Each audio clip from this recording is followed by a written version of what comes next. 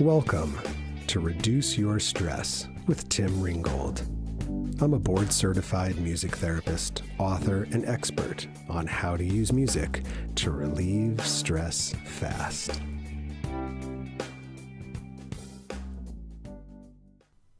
This podcast is sponsored by McConnell Music Therapy Services, Inc., where they believe in the power of music to transform people and communities.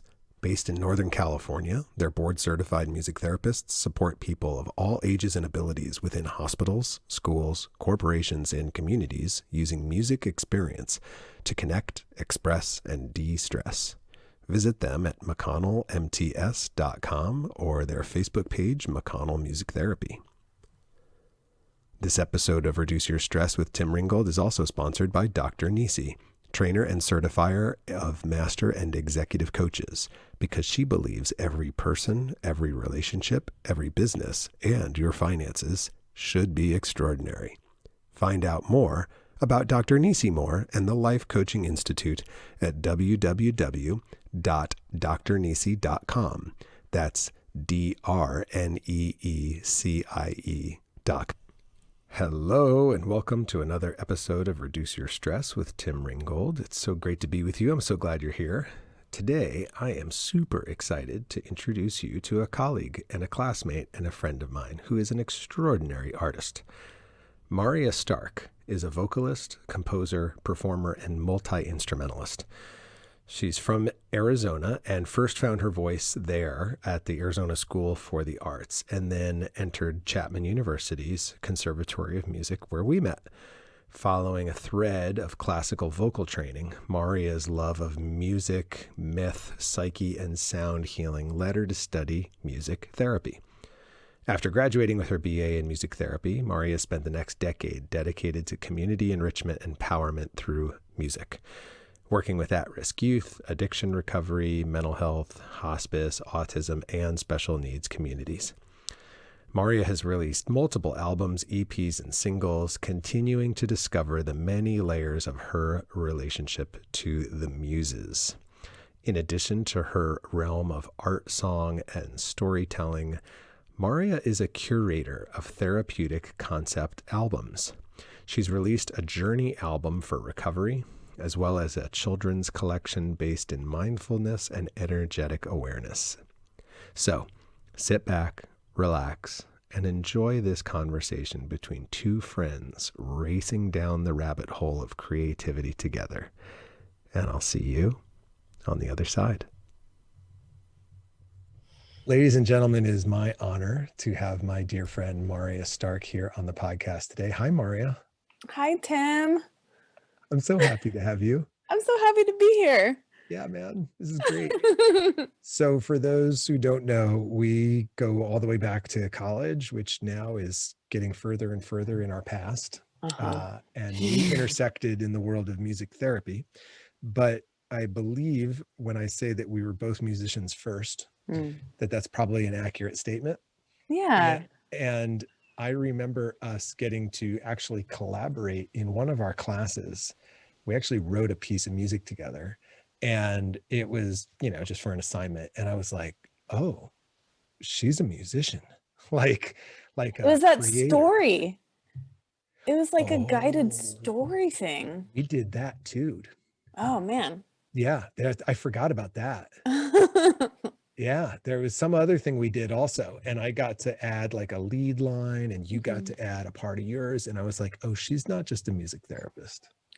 There's something more in there. And I'll never forget it, because it put you on the radar for me as a creative, just songwriter, a creator of music, not just someone who's taking music and using it to help others, which is what we were there to learn how to do. But along the way, you run into other people who are like, oh yeah, you actually write also. Okay.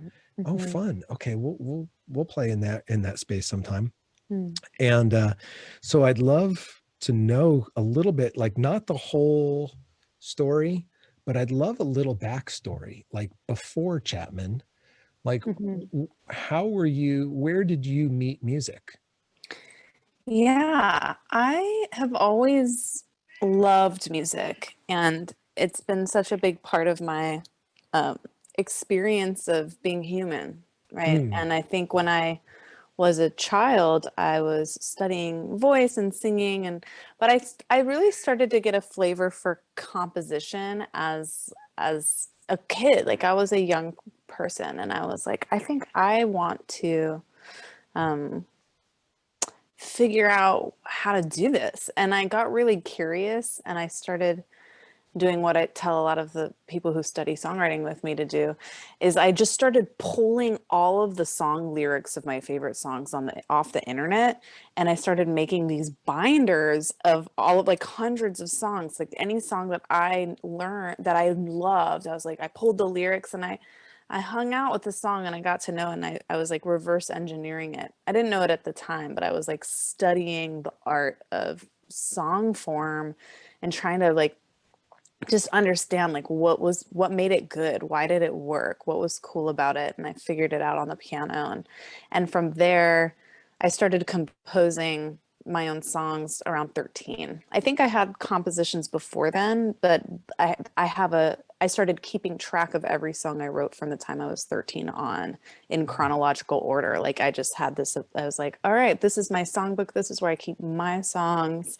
And I went, and I wrote a gaggle of songs in high school.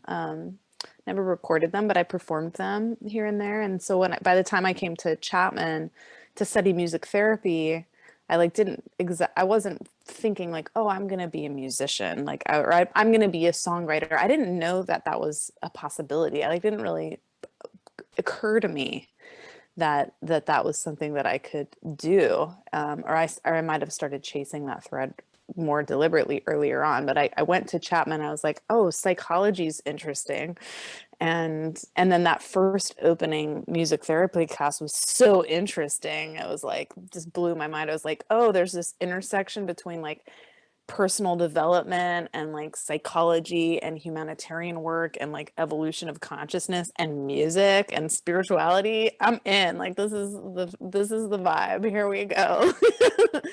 And then I think that it just sort of exploded for me. Songwriting became an obsession at that point. I was like, I'm gonna learn all of this stuff, and I'm gonna apply myself as an artist to digesting this information and finding myself inside of it. That's beautiful. Wow. So let me ask you a question. When you started to decode the music you loved, Mm-hmm. did it demystify those songs once you had reverse engineered them? Could you hear them with the same ears, or did they lose their magic once you decided to peel back the curtain? Um, for some, maybe. For others, no. Like I think there is a truth to that. There's like some truth to that once you understand how the song is built, it's not a mystery, but it didn't really take away the enjoyment of the song because I still enjoyed the music and enjoyed the song and sing it at the top of my lungs. And it was almost like I owned it more. It's like, oh, I can have this more. Like I can put Mm. myself inside of it. I feel like if I don't understand a song, then it can drive me crazy because I'm just like, oh, I don't get to have it or like be it. I'm like kind of like at the effect of something. And but what doing that has the truth is it's hard for me to enjoy music now. Like it's really hard for me to just like listen to music casually or discover new artists. Like it's very rare that I can just enjoy a record. um I feel that totally. yeah. Have there ever been songs that you purposely didn't touch that you wanted to leave alone? No, Mm. never. No, if I wanted it, I would just go for it. Yeah, Like once the song spoke to me enough, once it occurred to me that I could learn it, I would dive in. gotcha. Yeah. That's super cool. Yeah. I really appreciate the comment about getting to enjoy it, even once you know how it works, right? Hmm. That now it's like, oh, I can ride this ride also. I don't have to watch others riding the ride. Like I'm hopping on myself, and Yeah. I can totally relate to that. So that's cool. I've struggled sometimes with some songs like Don't Look Behind the Curtain, because Uh, it once it was revealed, I was like, that's all that was happening, really?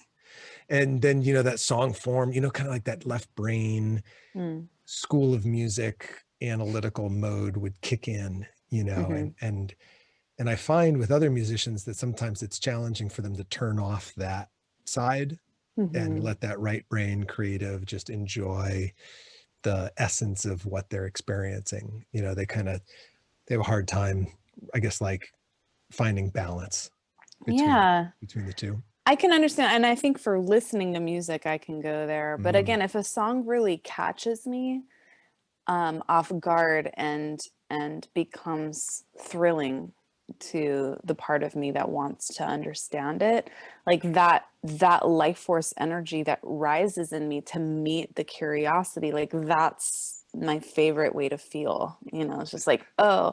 And so if I have that feeling, I'm going to follow it. And I think when I have that feeling about a song and then I put myself inside of, and even when I like see, I'm like, oh, it's so simple. Like there's almost this magic to the simplicity once I can get it, that alleviates some sort of problem solver in me that might be mm, like, how do I make something good? It's just like, no, it can be this like simple, it can be this epiphany. And I think that having primed my mind and imagination in sort of being with the enjoyment and also the understanding and also the mystery, because I don't claim to understand it all, but I claim to like hang out with it enough so that I could have a conversation with what's happening.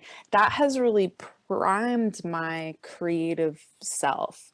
That process that's made me the songwriter that I am. totally. Yeah. Yeah, I feel like every song I learn adds a hue of color to my own hmm, palette. totally. Right. And I can begin to paint with more color. Yeah. Because I learned that hue from this song. I didn't even Hmm. know that hue existed, and then that song gave me that. And it's like, I reserve the right to add that at a later date. Hmm. Should and I can go there because now I have it. And that's where I got it. I got it from a song. So it's like, thank you. I have to say, like, the technical side of being a musician, like learning scales and chords, rarely are any of those the inspiration Mm, for the work, but mm, having that knowledge allows what's trying to come out of me mhm, to express itself more fully. mhm, Does that make mhm. sense? Totally. It's like the in order, if you're gonna dance flamenco, if you're gonna like be a wild dancer, like running a couple times a week, it's gonna give you more stamina for the dance floor. And like if you learn choreography and like it's painstaking, it's super annoying sometimes, but like when you can freeform so much more beautifully. And I think like that's one of the powerful things about learning other people's music and learning covers and understanding, like you said, it's like, wow, each song, each form gives me a new gift, and music's so generous with us in that way. And I think it's like it's all like if we want to learn how to make music, like the music itself is the master teacher if we can put ourselves inside of it. Mm, that's beautiful.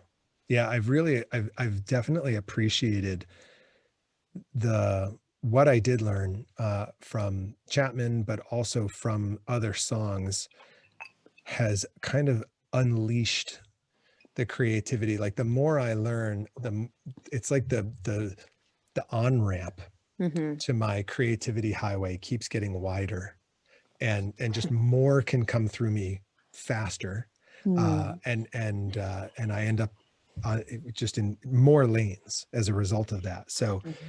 I appreciate. I started out self-taught on guitar Hmm. and just a vocalist singing what the piano told me to do. Okay, sing la la la. But then once I got that framework, then it was kind of like, oh, now there's more in me. So now there can be that more that can come out of me. So I feel that. I want to talk about your journey now. How many records have you released Oh since? gosh. Gosh, Um, since Chapman.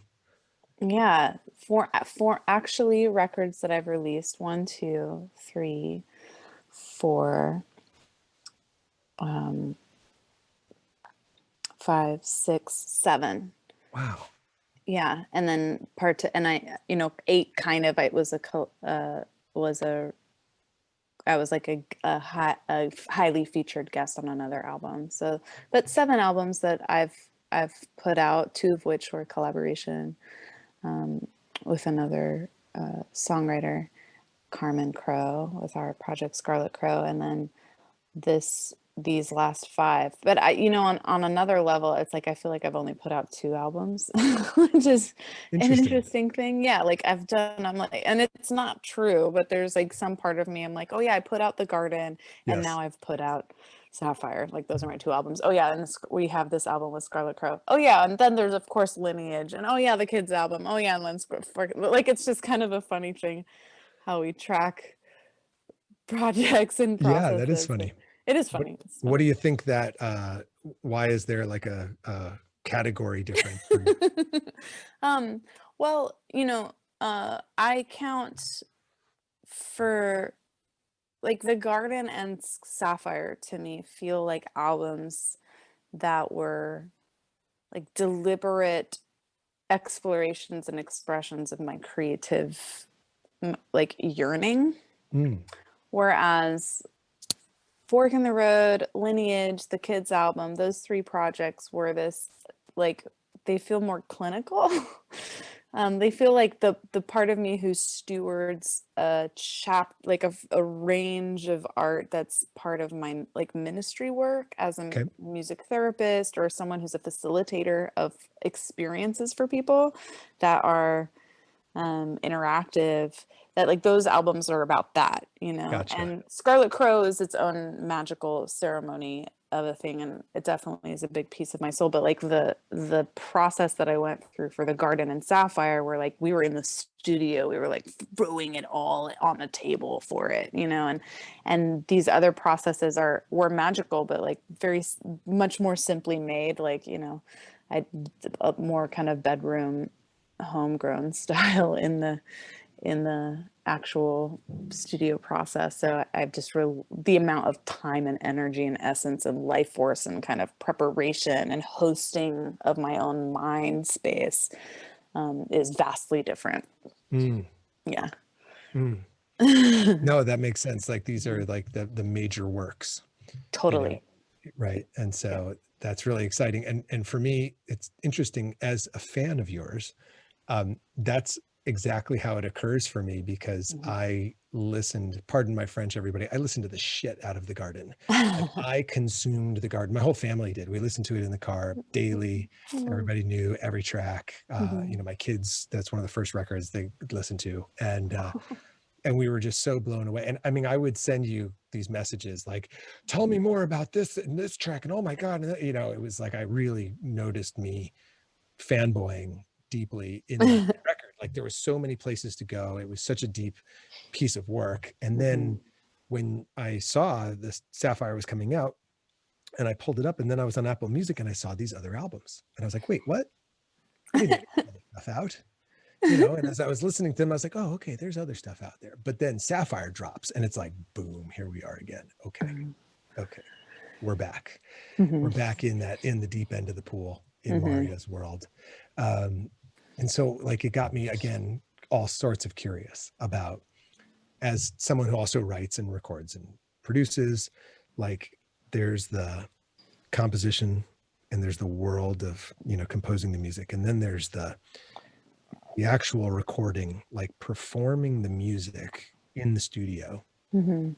which is such a weird, fascinating world. And I want to take our listeners inside that womb, inside Yeah. that bubble, because Yeah. I find that the studio is a magical, it's a magical place because you think you're going to go in the studio, you have like a plan, right? And then the studio, you get in there and it's like, ha ha ha ha, watch this, I'm going to reveal this to you and I'm not going to let you do this. And it's Um, just like, it's almost like it has its own experience. And I don't think mhm.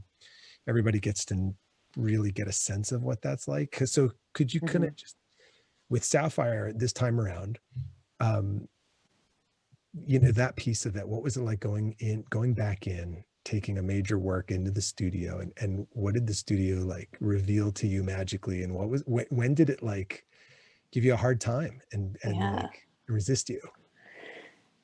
This project was really different. Like when I made the garden, we just went and I did the whole thing in the studio, top to bottom, and it was my first time producing in a studio, and I learned how to produce an album, basically being in that journey with Andy Zenzak, who produced that with me and engineered and guided me through that process. And then when the kids album, Lineage, Scarlet Crow, those albums, I had my own recording studio set up in my bedroom, and we tracked stuff here, and like it was organic and it was fun. It was more just like the simplicity of documenting songs so that we could travel with them. And with Scarlet Crow, we took those songs and we brought them to one of our friends who's an amazing electronic music producer, and he like added his flavor. And then it was like a different where so I was learning this art of like, what can I do first, and then how can we build layers into it, and how can we like bring other people in and polishing it. So I started to learn more from an engineer perspective. How do I engineer the music if I'm in charge, or if like we're in charge in our own space? And so with Sapphire, I I had so much more information going into that process. So I took 7 days offline by myself to track all of the guitar and the vocals the way that was hearing them. And then I brought them to Joshua, who produced Sapphire. And we hung out in his studio at his house. And like, he did all the arrangements, the string arrangements. He's a total just mad genius of sound design. And we just like threw different things at it, and then we're like, okay, this song's ready, let's take it into the studio and put kora on it and put mandolin on it or whatever. And we'd like bring our session players and paint the things and then come back and edit and just like go crazy. And it was 100 days of that back and forth. That album Wow. took 100 days of being in his room, being in studios, prepping everything, going and laying the guitar, editing and coming back, doing our things. I like prepping it for the strings. Okay, now it's ready for the strings. Okay, now we have the live strings coming back, and and then putting all of the passes of magic in him. It's like, okay, now it's time for vocals. Then we did the vocal sessions in the studio, and I did all my vocals. Then we came back and edited them, and then I took them and did the backup vocals at my house. And a lot of the backup vocals. So I didn't do the backup vocals in the studio. It was the first time I just recorded my own backup vocals, which was awesome. I was like, Nice. oh, it feels like, and then once we were ready, we're like, these songs are ready. And then we went to mix them with Andy, who did the garden. So Andy was really in the field with this whole project. Also, he did a lot of the engineering sessions and he mixed the whole project. And then Mm. so it was vastly different than the garden, but it like was an accumulation of everything that I'd learned from doing the garden, and then learning how to kind of produce and engineer and being collaborative pods with friends where we're just trying to like figure it out ourselves, and then like taking that and then working with someone like Joshua, who is just a masterful creative thinker. And I learned so much from him about sound and composition.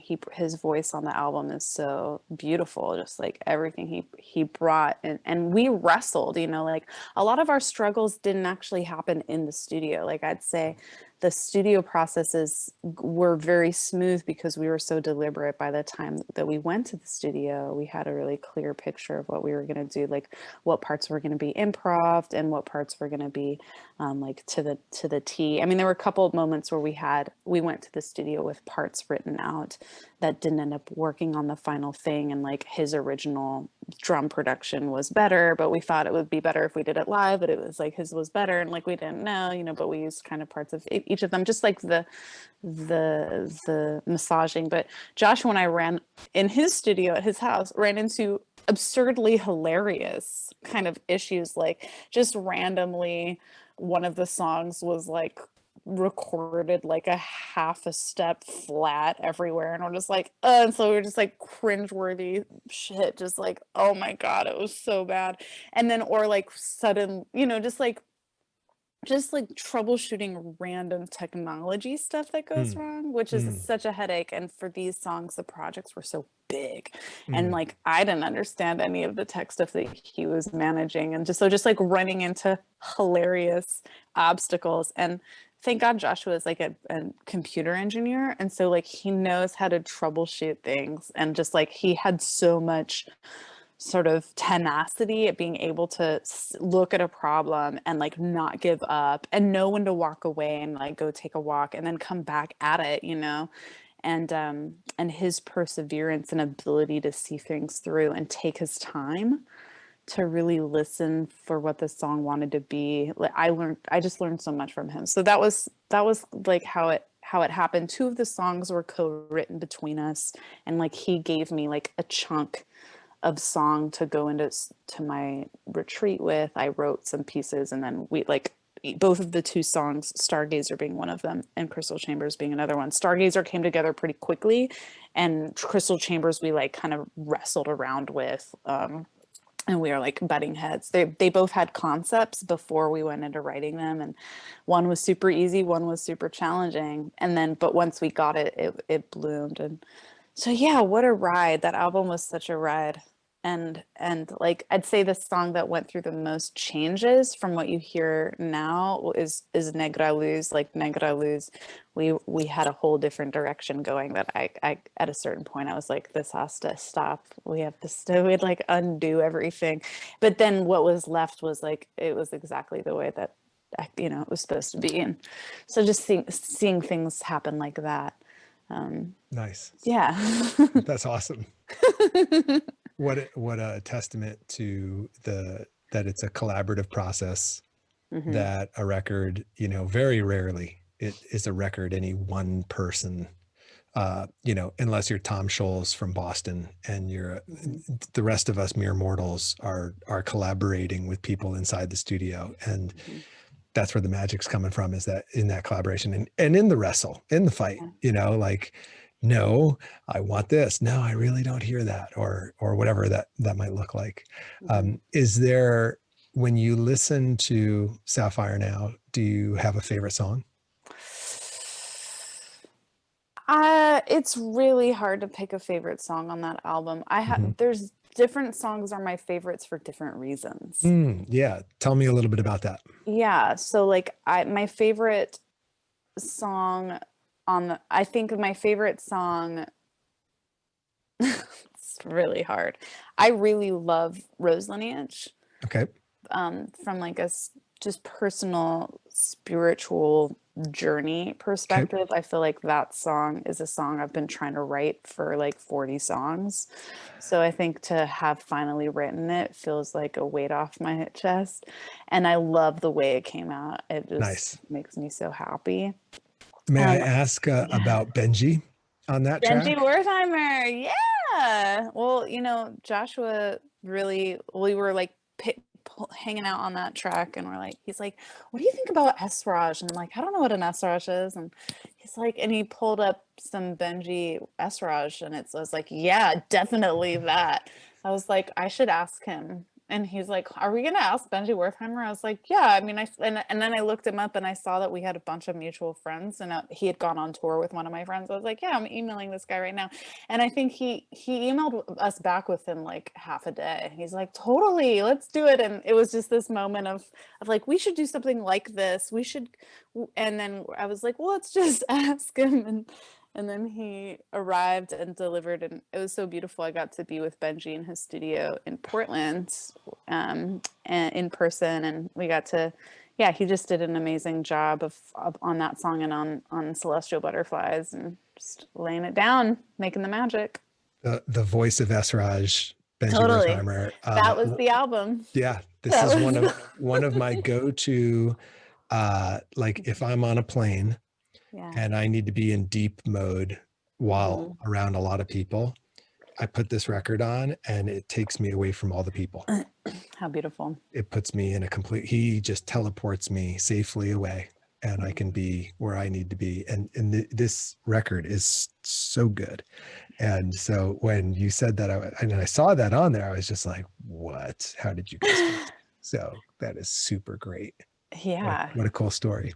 It was So awesome. I interrupted you there when you were Yeah. kind of talking about the different songs and when you went to Rose Lineage, and I was like, that's the one with Benji. Yeah.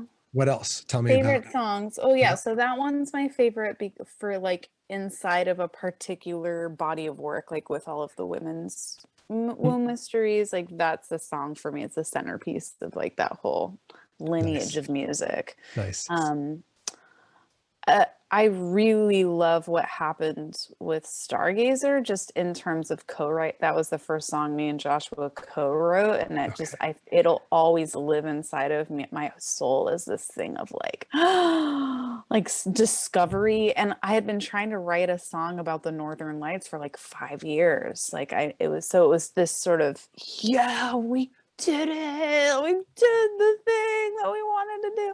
And similar with Crystal Chambers, like I think Crystal Chambers, I love that song because of how dark it gets. Like I feel like Crystal Chambers sort of like encapsulated on a certain level what I was trying to say with this whole record. So it feels very like emotionally, like my emotional soul is in that one in a different way. Like the message of the album is in that song. But then like I love Sapphire because Sapphire was the first song I wrote for this project, and it revealed itself. I was like, oh, this is a whole frequency muse that I have to follow. And I just love how I wrote that song, and like the original part that I wrote for the song, like I wrote that whole song just on vocals because I was hearing these like sounds, and then it ended up that part in the just with the voices in the third like verse. Like that was how the whole song was when I first wrote it. Okay. And then I figured it out on guitar, and then it bloomed into this like kind of like mystical, dark, dream poppy kind of vibe. And I like, for me, that was like a discovery of like finally hitting a sound that I just like, oh, I've been wanting to hit this sound for a while. But Nice. then the production wise, I have to say I'm in love with Blood of the Stone. And Mm. Blood of the Stone is another one of these songs where it's like, oh, I was trying to write this song for a while. Here's the thing with Blood of the Stone. You lived in Phoenix. Yes, I did. You know the magic of monsoon. Yes, I The do. like blistering heat all year, and then suddenly the like chaos magic of the like giant dust storm coming to swallow the city, and then the rain and the wind and the lightning and the heat, it's just like the hot rain. Um, it's like the most magical time of the year, and the smell, it was just ecstatic. And so that song felt like a victory because I was like, that's what I just wanted to write a song that felt like that.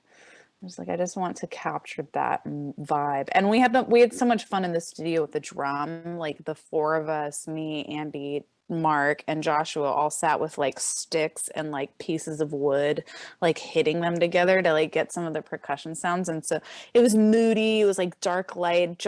Mark like drummed on the back of my heart at the end for the gallop that happens at the end of the song. That's Mark drumming on my heart. And it was this like beautiful, deep, poetic moment that we have on film that ended up being like getting put into the lyric video that Tessa made. And so yeah, like it's hard to pick a favorite, and like I could say magical things about all of the other songs and why they're my favorite, but I'll stick to those five.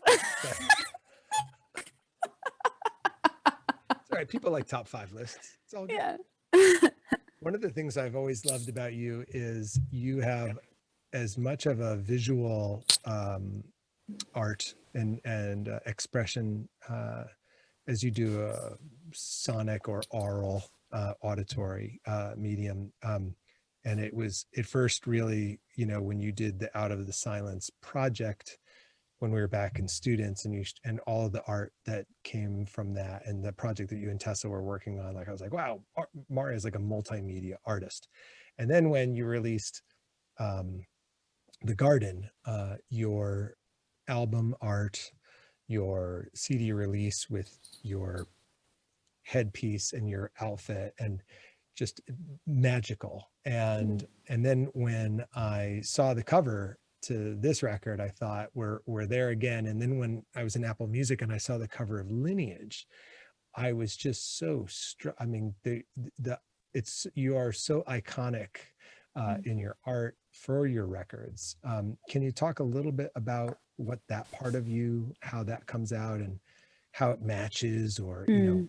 just talk about that angle of your expression? Yeah, I mean, I as a kid always drew. Okay. I wouldn't call myself like an excellent like dr- sketch artist, Right. but I always had this a relationship with trying to um scribe the things I was seeing between my ears. Okay. And when when I discovered and with Out of the Silence, that was really fun because I was like, okay, I'm gonna make these like cartoon kind of images to try and translate this story that I want to tell about music and consciousness. Like I'm into picturing it because there's one thing to play music to it, there's one thing to tell the story about it. There's a whole other thing that happens when you're building decoration to like fit the room that you're immersing people in. I mean, that's why film is such a powerful medium because you're getting all of it, right? You're getting the music, you're getting the visual, because it's life. You're being thrown into the center of an experience. And I think, one of the things that I'm fascinated with about music and just the idea that it's an out picture, it's like a sound, and sound vibrates and changes. And, we can get very trippy and multidimensional around what the implications of vibration and light and emergent reality shaping the form of ourselves and whatever. Like all that stuff's really cool. And I think what's true for me as an artist is that these realms open up when I play music. There's like a whole realm, there's this whole energetic signature that has access to. And I think a part of me in telling the story of like, hey, here's this thing that I heard. I want you to hear it, but I also want to show you what I saw. And so I think that's what I got really into photography. And once I discovered photography as a medium also, it just helped to, it helped me to start having a place where I could put the things I was seeing. Like, oh, it's like, oh, well, in collaboration with fantastic visual artists, I can start now like building worlds that the music can hang out inside of. And yeah, I just think it feels like they're all married to me. They don't feel separate. And I feel like I'm gonna keep sort of digging into the wellspring of what's possible. And the cool thing about becoming like being the model for some of these imageries and like be like archetypal expression is that I get to really go on this sort of mythic journey with the expression. And our background is music therapy, and it's like the expressive arts therapy to know parts of yourself by building an experience to get to know a sub personality, or like a part of your higher self, or a part of yourself that you don't feel totally embodied in, but you want to decorate and like get inside of it. It's been very therapeutic for me to explore parts of self through photography and ritual embodiment. Like it's its own art form. And I feel grateful to have had amazing mentors in my life who kind of just like, yeah, like played with me and like invited me into these things. And the like 5-year-old in me gets so happy because just like, oh wow, we can like play dress up and call it growth. Fuck yeah, I'm 100% all about playing dress up and calling it personal development. I'm in it. I'm in for that ride. Oh man, And so to win. I've experienced it time and time again. And so now, yeah, like when I'm getting ready to do an album, sometimes albums, like the image comes first. Lineage is, for example, that image Hmm. came first before 80% of the songs Wow. were written. Wow. But I had the image, and I was like, oh, I have to make this image. And then following the vision was what then pulled out all this music from me to then hang out. And then that became the cover. And I was like, oh, I was following this this frequency, this vision that was like being shown as like, I have to embody this thing. Totally get that. Yeah. That's really cool. That's really neat. It's funny that, like, seeing that thumbnail on my phone, Mm-hmm.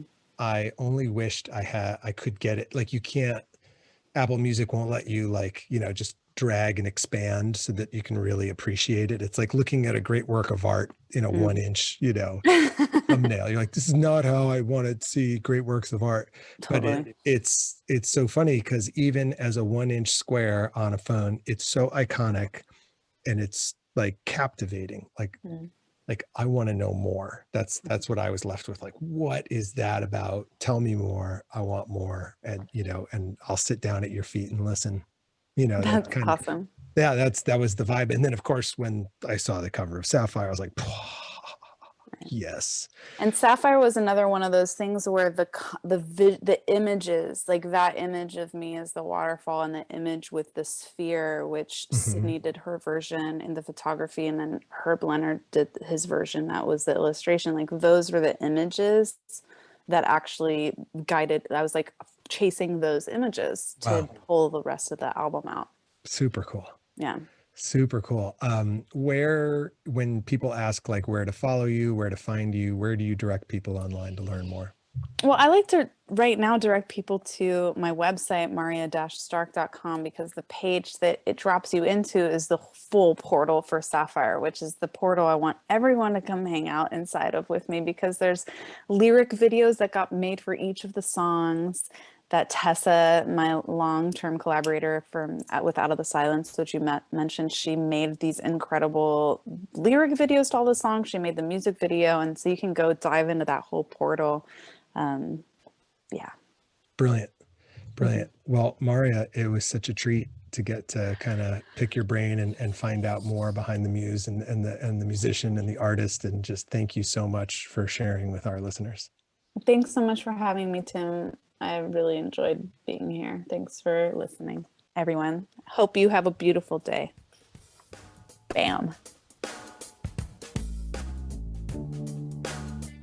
Thanks so much for checking out this episode of Reduce Your Stress with Tim Ringgold. I've got a couple of resources for you, which you can find in the show notes or you can listen to right here. So check it out.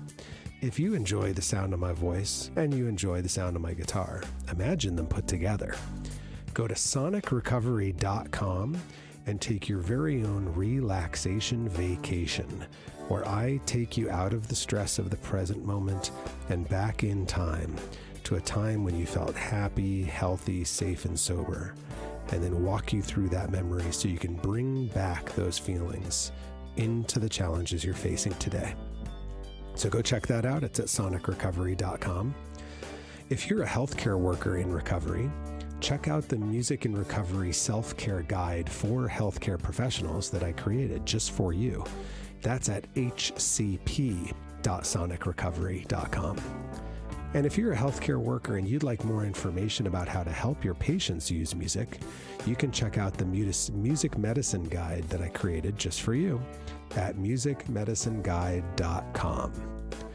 Lastly, if you enjoyed the pod and you haven't done it yet, would you just take a minute to rate and review it? It really only takes about 60 seconds, believe it or not, and it would go a long way to help us make more people know just how good this pod is, particularly for healthcare workers and their stress. Thanks again. See you next time.